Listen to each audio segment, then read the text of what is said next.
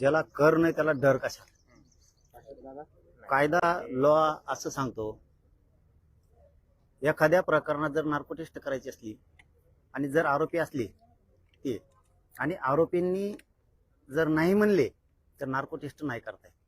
इथं माझ्या प्रकरणातला घातपाताच्या प्रकरणातला त्या धन्याने जो घातपाताचा विषय ठरवलेला होता, चिकट रचलेला होता, त्यातला आरोपी येऊनच म्हणतोय नार्को टेस्ट करायची.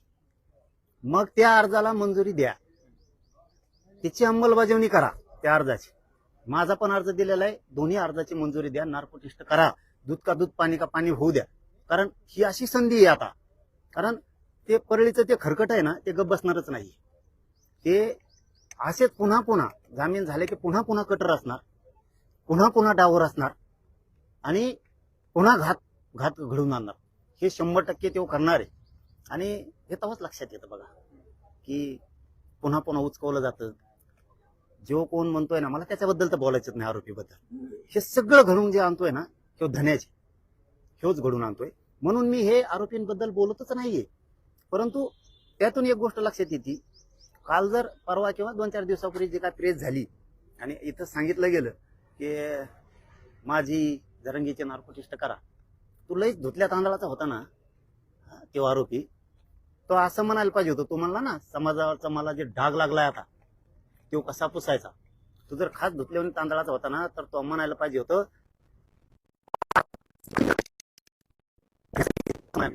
तिथं तू मुंडे साहेब म्हणतो, म्हणजे तुला पुन्हा तिकडूनच फूस लागली आणि पुन्हा तू कुठाने करायला लागला.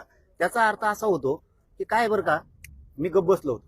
का बसलो होतो ते पण मीडियाला सांगतो. आणि मीडियाला मी 2 वर्षापासून कुठेही बोलत नाही. मीडियाला चांगलं माहिती आहे, तुम्हाला सुद्धा, की ज्यावेळेस ही घातपाताची घटना घडली गेली त्यावेळेस त्या आरोपीची ती माऊली, बायको आणि आई, त्या माऊलींनी असं सांगितलं होतं मीडियातून की हे पेतय, याच्या हातातून झालं सुद्धा असन, घरात सुद्धा लई त्रास देतय, पण जरांगे पाटलांनी लई मनावर घेऊन.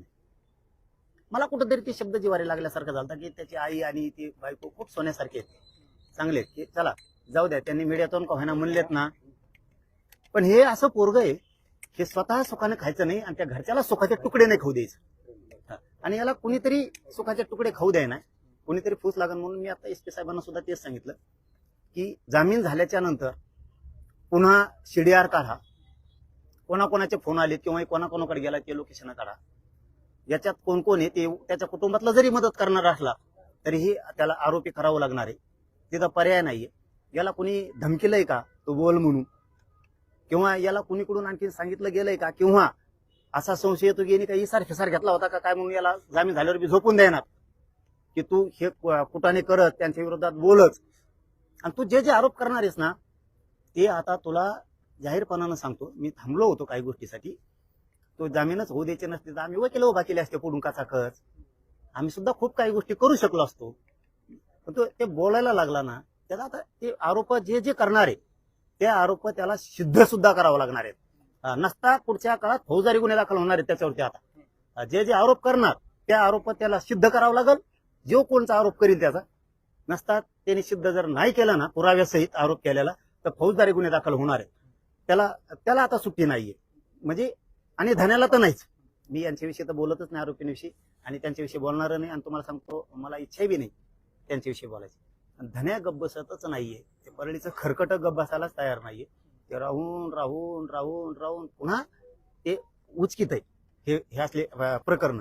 आता इतकं भारी आलंय ना, काय म्हणतात ना त्याला, जुनी एक काहीतरी म्हणे, आता चिव्हा पाडखिनी छाया. धन्या आता उंट पहाडाच्या खाली आलाय, आता चिव्हा पहाडाच्या खाली आलाय. त्याचं कारण असं आहे की आरोपी जो करणार आहे, घातपात घडून आणणार आहे, कट रचणार आहे, त्याचं नाव नाही घेते. उलट त्याला सारखं सारखं मीडियात बोलायला लावतात.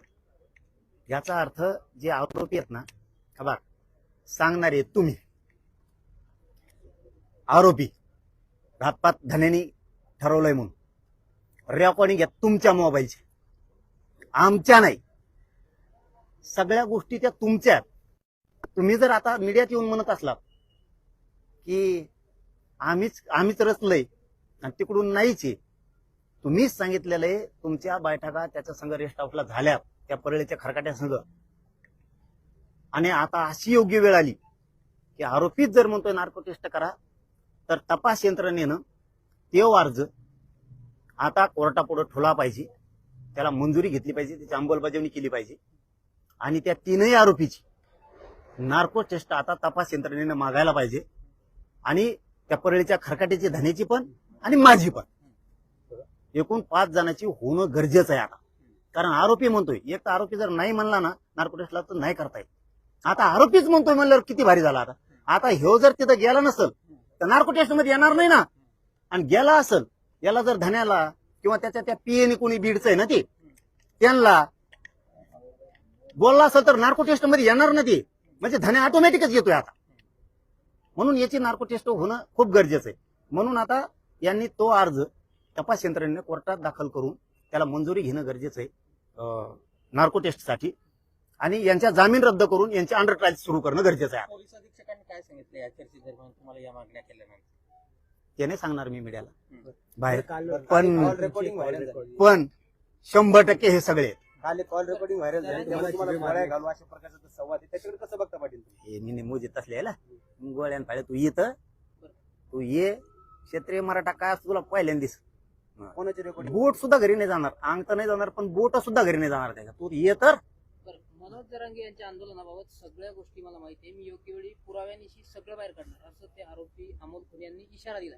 बाबा या विषयावरून भरकाटायचंच नाही आता, याच्यावर बोला आता. आधी तुला आंदोलनाचं काय जे माहितीये ना ते विषय भरकुटूच नको.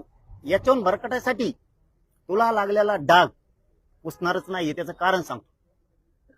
दुसऱ्या जातीच्या लोकांना खुश करायसाठी तू आपल्या जातीला डाग लावतो काय? कुठं ते 4 टकूचे टोळीतले ते तुला कमेंट करणार तू बोलल्यावर, आणि मग तुला वाटणार का तो आहे मग जनता आहे ते तुला पॉझिटिव्ह अशा ते टोळीतले, आणि मग त्याच्यावर तो ह्या मागणी त्याच्यावर पाऊल उचलणार का तू? आणि तुला जे काय आरोप करायचे ना आंदोलनातले बी, तू जे जे आरोप करणार आहे त्याचे तुला पुराव्यासहित सिद्ध करावं लागणार आहे. हे ध्यानात ठेव. नसता फौजदारी गुन्हे येतात आता पुढं आता तू बघ काय काय होत. तू फक्त नीट रोखणुकीतून पुढं त्यांनी एकच काम करायला पाहिजे होता. आपल्याला धन्यानी घातपाताची सुपारी दिलती, आपल्याकडून चुकलंय, आपण आपलं गप घरी राहावं, नीट सुखाचे तुकडे आपण खावा आणि घरच्याला सुखाचे तुकडे खाऊन द्यावा, या भूमिकेत त्यांनी राहायला पाहिजे होतं. मीही त्यांच्या कुटुंबातून काही मीडियात शब्द आलते की जरांगे पाटलांना मनावर घेऊन येते, पिऊन आम्हालाही त्रास देतो, घडलंही असेल. चला म्हणलं जाऊ द्या, त्या मायमावल्यांचं तरी आपण ऐकावं. पण हे जर पुन्हा पुन्हा तेच करणार असला, त्यांचं ऐकून एखाद्या बार पुन्हा आमचा घातपात होऊ शकतो. त्याच्यामुळे ती नार्को टेस्ट होणं आता गरजेचं आहे, आणि यांच्या तिघांच्याही जामीन रद्द करून ते अर्ज तपास यंत्रणेनं कोर्टापुढे ठेवून त्याची परवानगी घेऊन नार्को टेस्ट होणं खूप गरजेचं आहे. माझाही अर्ज मंजूर करा दिलेला आहे मी, आणि ह्योही मंजूर करा याचाही. आणि पाहू दे एकदाच्या नार्को टेस्ट, मग कळण. याची जरी झाली तरी याच्यातून येणार आहे. याला ज्या ज्या वेळेस विचारलं जाईल तो परळीला गेलता का, तुला कोणी बोलला का, कोणत्या साळ्या का, कोळ्या कोणतरी होता ना तो बीडचा, हा कांचा का, कोण त्यो बोलला का, कोणते गरुड आहे त्यो बोलला का, नार्को टेस्ट मध्ये सगळे आहेत ना. आम्हाला डरच नाही त्याच्यामुळे काय आम्ही काही केलंच नाही ना, लपून का बसायचं. ते म्हणतात की मला विनाकारण गुंतवलं, आमचे वकील मॅनेज केले. अय भाऊ, तुमच्यावरती त्यांनी मला आरोप एक सांग, केला. मला एक सांगा, सांगितलंय कोण? तुम्ही आरोपी. जबाब देतोय कोण? तुम्ही. सांगता कोण? तुम्ही. कमून सांगितलं मग? तुम्ही काय गुंतवलं ना, तुम्हाला सांगणारे तुम्हीच, गुंतणारे तुम्हीच, हातपातच सुपारी घेणारे तुम्हीच. मग दोषी नाहीत का तुम्ही? उलट तुम्ही लय अंगलोट घ्यायला लागलात ही गोष्ट. आता तुम्ही आता ही पुन्हा पुन्हा उकरायला नव्हती पाहिजे, पण आता नार्को टेस्टमुळं आता तर त्याची नार्को टेस्ट होणार, आता होणार. त्यांच्या तिघांच्या जामीन रद्द होणार, त्यांच्या अंडर ट्रायल चालणार आता. आणि त्यांच्या आता लक्षात येईल की नार्को टेस्ट एक अशी विषय तज्ञ सांगतात की माणूस खोटं बोलतच नाही. आणि मग ते दादा आता विचारणार आहेत तो काय काय केलंय, कुठं कुठं गेलाय, मग कळण तुला कसं असतात. तू त्यांचं ऐकून आयुष्य खराब. कोपर्डी प्रकरणावर त्यांनी आरोप केले की जर तुम्ही आरोपीला मारलं नाही तर मी फाशी घेईल असं तुम्ही त्यांना म्हणले. मी काय म्हणतो, काय नेमकी झालं? मी काय म्हणतो तुम्हाला की ह्या प्रकरणावरून लक्ष हटवण्यासाठी विनाकारण आंदोलनात काय आहे, कोपर्डीत काय आहे, हे करू नको. आणि तुला करायचंच ना, मी स्पष्ट मीडिया सांगालो ना. आता तुमच्या प्रश्नाचं उत्तर काय असं गोल फेर द्यायला लोक का, तो जो आहेच ना, तो म्हणणंच आहे ना, गुन्हा दाखल करणं आमच्यावर. कमिशनर बोलवतील ना आम्हाला, आणि तुझे पुरावे सिद्ध होईल तिथं. नसता पुन्हा तू ह्या गाड्यात लटकणार आहे. आता तर क्लिअर उत्तर दिलं ना. तुला काय आंदोलनातली माहिती आहे, तुला काय कोपरीतली माहिती आहे, तू त्याच्याबद्दल आमच्यावर गुन्हा दाखल कर. बोंबलं काय होणार आहे तुमच्यापेक्षा सांगा. चला, तुमच्यापेक्षा नाही मिळणार आहे का? तू गुन्हा दाखल कर. कमिशनर आम्हाला बोलवतील, पण पुराव्यानिशी सिद्ध हो. नसता इथून पुढे तोवर पलटणार आहे सगळं. आता आरोप करताना विचार करून कर. विनाकारण भिकाला लागू नको. आणि कोणत्या तरी जातीला खुश करायसाठी स्वतःच्या जातीला डाग लावू नको. ध्यानात राहू दे.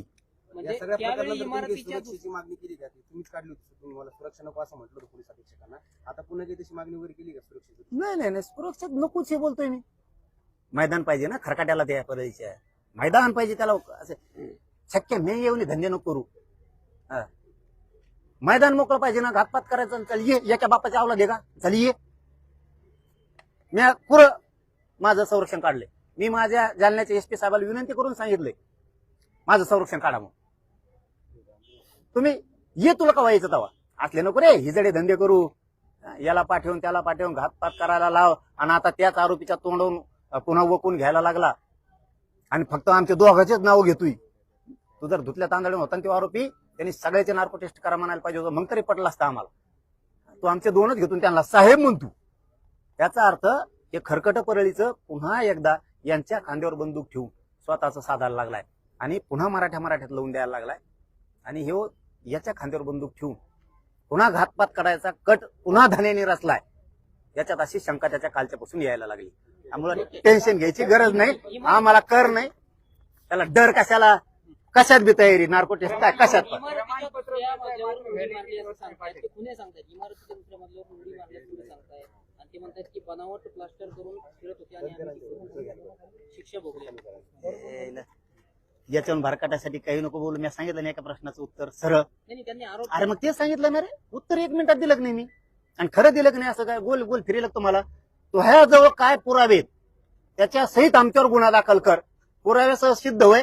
कमिशनर आम्हाला बोलवतील ना, मिळेल ते साधा भोगून. आता याच्यापेक्षा काय उत्तर पाहिजे? पण 2016च्या नारायणगडच्या अरे 16 असू दे, 17 असू दे, 24 असू दे, 2006 असू दे, बरं तो जन्माच्या आधीपासून आत्तापोत काय पुरावे तेवढे दिन गुन्हे दाखल. गुन्ह्याशिवाय न्याय मिळेल का? चल जाऊ दे. बाकीचं काय सांगू यार. आता याच्यापेक्षा काय क्लिअर पाहिजे? गुन्ह्याशिवाय न्याय मिळेल का? धोका तर असतोच. चांगलं काम करायचं म्हणल्यावर धोका निर्माण होणार. मी माझ्या समाजाच्या 6 करोड लोकांच्या लेकरा बाळांच्या कल्याणासाठी काम करतोय.